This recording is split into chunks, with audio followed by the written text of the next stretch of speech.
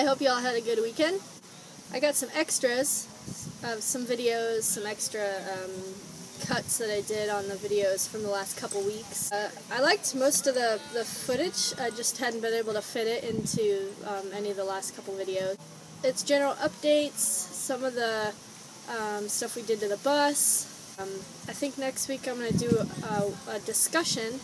I wrote a little article, and I'm a writer, so I wanted to kind of, say a couple things about the boating community, what it's like to be a boater, answer a few questions that people might have. So stay tuned for that one. Don't forget to get a copy of my book, Accidental Sailor Girl. It's available on Kindle, and you can find it on Amazon, as well as on my website, papersailor.com. I sell it direct from myself, so if you want to send me a message, let me know if you want a message written in the book. Don't forget to check out my Facebook page. I'll put a link down in the description, that way you guys can find everything. I'll see you guys next week.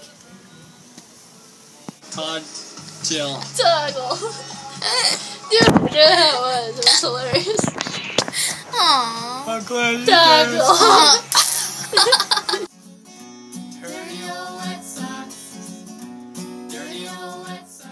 Well, it's official. We're wine drinkers. And mandolin players. We got some hangers to hang up some instruments, but we have more we need to figure out what to do with. Todd McGillicuddy now has bubbles. If you remember, we took Little Bird, this is the boat, out for a sail one day, and accidentally broke the mast. And here's a new solid mast for Little Bird. The old mast was hollow, and Little Bird doesn't have any standing rigging, so this is more rotund. And this is a new piece for the mast so that it can slide down onto the mast step. And as for the coconut dinghy, our main form of transportation, it's been glassed. Where this block is, it actually cracked all down this. See this big old crack. So the dinghy cracked in half, man. But yeah, we do have a sail rig for it. It sails good. We're going to take the centerboard out of it because it always would leak.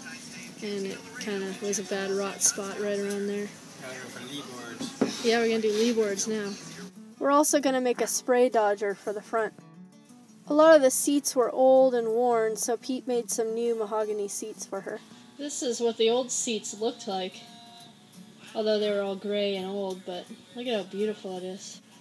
For some friends of ours making a plaque for their sextant. There's the coconut. It's got primer on it. Speaking of primer, the bus is coming along. We're putting the top paint on now, taping it off and putting the plastic around so that we could do the white on top. Hung up the doors as well so that Pete can spray the top coat, and you can see the finishing touches here. Here's some befores and afters of the grills, and the finishing touches on the white on top and also on the bumpers. Now time to peel the tape. The topper is painted as well. This is the next important part of the bus. Scraping off all the old tint. Using a straight razor and some soapy water. Rinolining. Pete rhino-lined the inside. Rhino-lining behind the bumpers. Gonna get that all rhino-lined too. Rhino-lined underneath the bus, so the whole underside of the bus is rhino-lined. He's gonna replace that shock too. We got wind to win. Notice the tape so we don't, ding it. We got the chrome all on. Boy, that was a pain. I might try to do a video tutorial of it. I don't know if we're doing it right. There was a few spots that were troublesome, but we'll try. Yeah.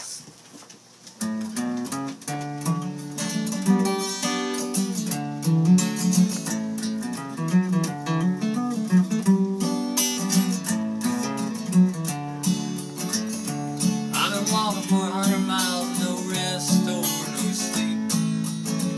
When I get to where I'm going to get something good to eat. First I gotta escape these dirty old socks covering my feet. Dirty old wet socks, dirty old wet socks, dirty old wet socks covering my feet. Dirty old wet socks, dirty old wet socks, dirty old wet socks covering my feet.